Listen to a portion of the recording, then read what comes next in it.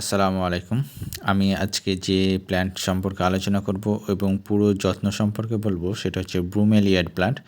এটা সয়েল, পানি, মাটি, রোদ সব কিছুর ব্যাপারে বলবো এবং এটাকে অনেকেই কি সাকুলেন্ট টাইপ মনে করে। আসলে এটা একদম সাকুলেন্ট টাইপ না, ইনডোর টাইপ প্ল্যান্ট।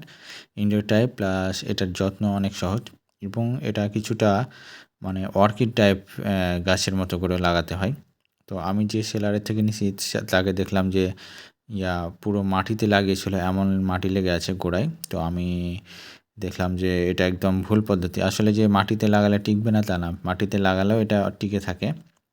তবে এটার প্রোপাগেশনের ব্যাপার আছে, কারণ এটা গোড়া থেকে চারা হয়, গোড়া থেকে একটা স্পাইডার প্ল্যান্টের মতো একটা বের হয়, তখন হচ্ছে হয় মানে ছোট ছোট বাচ্চা দেয় এবং বাচ্চাগুলো বড় হয়। তো আমি একটা পট নিয়ে এনেছি এবং সয়েল নিয়েছি। আমি সয়েলে যেগুলো মিশিয়েছি সেগুলো সবগুলো দেখাচ্ছি এবং বলে দিচ্ছি। আমি যে নর্মাল সাকুলেন্ট সয়েল বানাই সেটার সাথে আরও অ্যাডজাস্টমেন্ট করেছি। জাস্ট নর্মাল সাকুলেন্ট সয়েলের সাথে যেটা বালি, মাটি আর ইটের কুচি মিক্স সয়েল থাকে আমার সাকুলেন্ট সয়েল, সেটার সাথে আমি এক্সট্রা কয়লা নিয়েছি আর নিয়েছি সিন্ডার। কয়লা সিন্ডারের টুকরোগুলো বুঝতে পারছেন কেমন বড় হয়েছে। আসলে এটা ইনডোর টাইপ এবং অর্কিড টাইপের প্লান্টের মতো করে লাগাতে হয়, তাই দানাগুলো বড় আছে।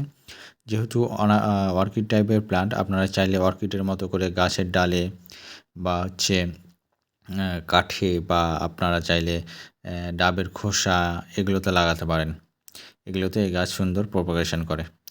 তো আমি এখন এই সাকুলেন্ট সয়েলের সাথে এক্সট্রা কয়লা এবং সিন্ডার নিয়ে নিয়েছি। তো সবগুলো দেখে মনে হচ্ছে কয়লা, আসলে কয়লা না, এখানে সিন্ডার আছে। যেমন এটা একটা সিন্ডার, দেখেন একটা ইটের কুচির মতো লাগছে, এটা একটা পোড়া সিন্ডার। ঠিক আছে, সিন্ডার সম্পর্কে আমি আগে বলেছি সিন্ডার কিভাবে কাজ করে, সয়েলের কিভাবে মানে হচ্ছে পানি ধারণ ক্ষমতা কেমন এই সম্পর্কে বলা হয়েছে এবং সিন্ডার কতটুকু ভালো। তো এই যেহেতু এটা অর্কিড টাইপের মতো করে লাগাতে হয় বা সয়েলটা অর্কিড টাইপের মতো করে বানাতে হয়, সেই জন্য এই বড় বড় দানাওয়ালা কয়লা আর হচ্ছে সিন্ডার দিয়ে দিছি।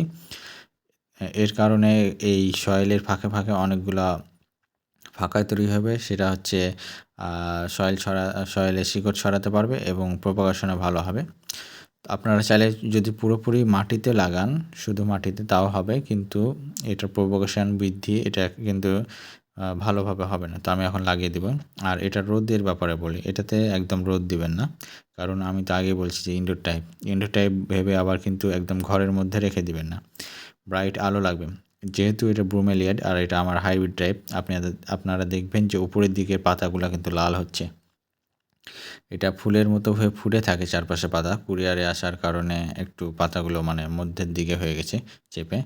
তো এটা আস্তে আস্তে আবার ব্লোমড হয়ে যাবে পাতাগুলো চারপাশে, তখন আবার ভালো লাগলে। তো আমি সয়েলে ভালোভাবে লাগিয়ে দিলাম এবং এটাতে পানি দিয়ে দিব।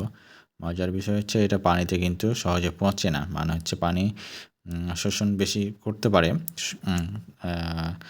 পানি নিতে পারে, কিন্তু এই না যে আপনি সয়েলে সবসময় পানি স্যাঁতস্যাঁতে করে জমিয়ে রাখবেন।